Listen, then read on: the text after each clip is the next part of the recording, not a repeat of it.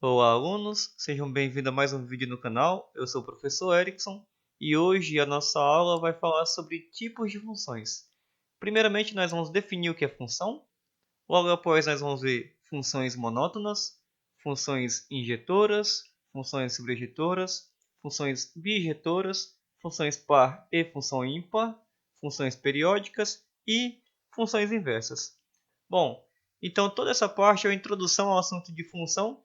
E aí em breve eu vou postar outro vídeo falando sobre função afim, função do segundo grau, função modular e mais algumas outras funções que são tão importantes para concursos e para o Enem, ok? Bom, então vamos lá. Bom, então no vídeo anterior eu deixei para vocês alguns exemplos do que era função e o que não era. E aqui nós vamos então exemplificar melhor, tá? Então, para ser função, cada elemento do conjunto A tem que se corresponder com algum elemento de B. Na verdade, cada elemento de A vai se corresponder com um único elemento em B. Bom, então, de posse dessas informações, eu olho aqui para o meu primeiro exemplo e vou ver aqui, ó, cada elemento do conjunto A se corresponde a única vez com os elementos que estão em B. Então, isso daqui é uma função. Aí você pode até se perguntar, mas nem todos de B foram relacionados com elementos de A.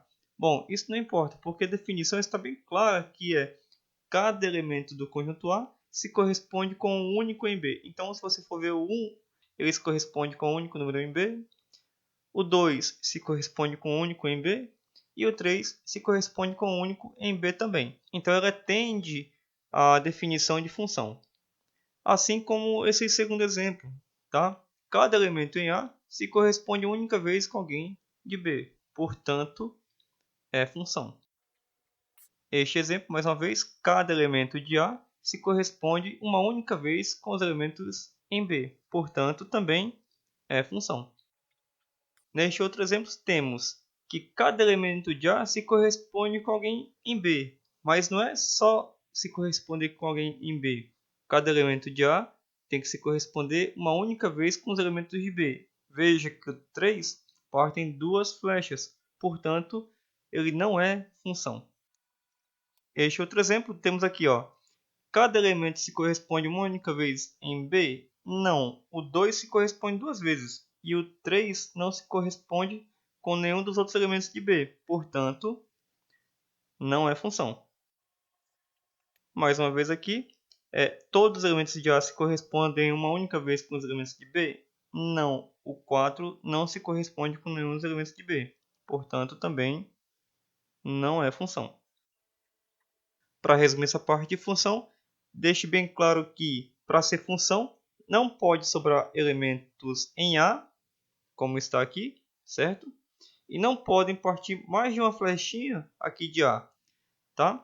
Então, mais uma vez, para ser função, não vai sobrar ninguém em A e não vai partir mais do que uma setinha do conjunto A, ok? Funções monótonas. O que seria uma função monótona? Então aqui é bem simples, porque eu tenho que analisar os gráficos no contexto geral. Exemplo, quando tem um gráfico onde ele é o tempo todo crescente, né, nós chamamos que é um gráfico estritamente crescente.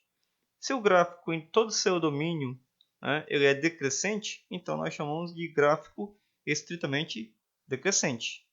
Quando o gráfico ele tem uma parte que é crescente, uma parte constante, crescente, constante, enfim, ele o tempo todo ou ele está crescente ou ele está constante. Nós vamos dizer que ele é um gráfico não crescente, é uma função não crescente. E aqui da mesma forma, né? Ele vem constante, depois decrescente, constante, decrescente, ou seja, em toda a sua extensão do gráfico, né, da função, ou ela está decrescendo ou ela está constante. Então nós vamos dizer que é uma função não crescente. Então isso aqui não é uma função monótona simplesmente porque em momentos, né, ela muda a sua direção. Né? Hora está crescente, hora decrescente, depois volta a crescer novamente, enfim. Não é uma função monótona. Função injetora. Quando que uma função será injetora? Quando x1 é diferente de x2, se f de x1 for diferente de f de x2. O que significa isso? Bom, vamos supor que eu tenho aqui o conjunto A. e um conjunto B.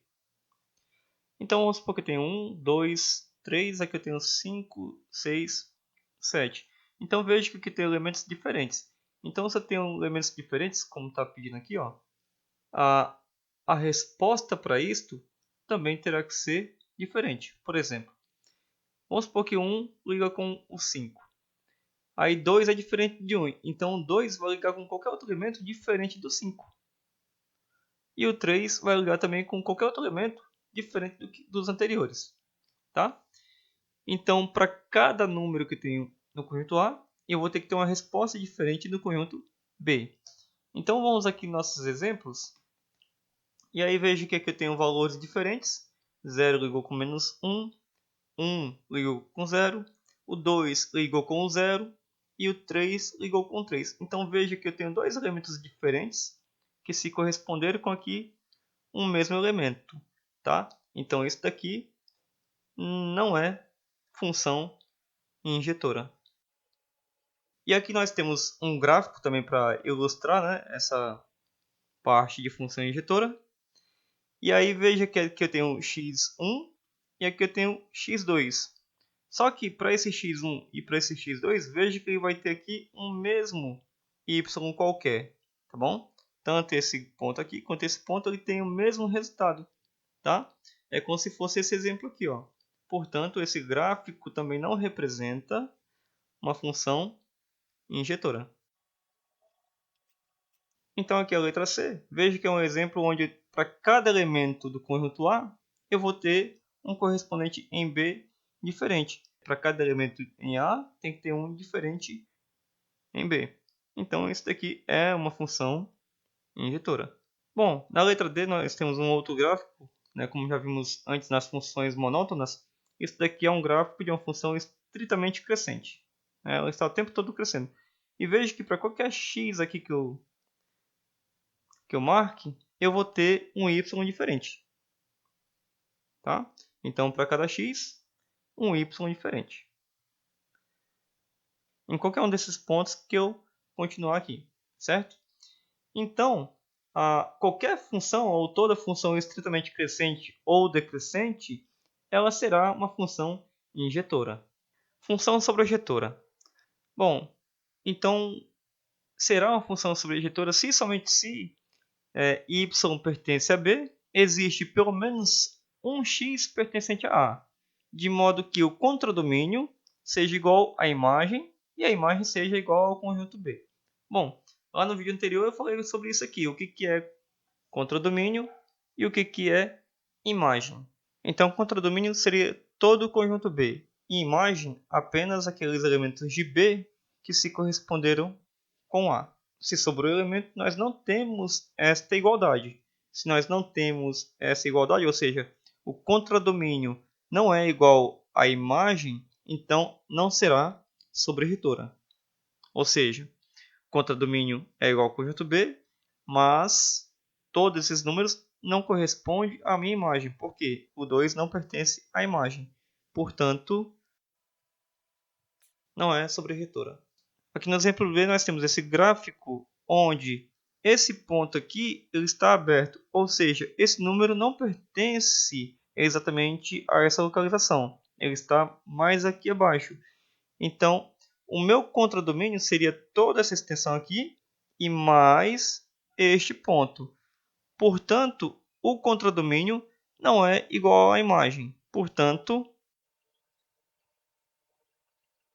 não é sobrejetora. Aqui na letra C nós temos o seguinte: 0 corresponde com 0, 1 com 1, 2 com 3 e 3 com 1.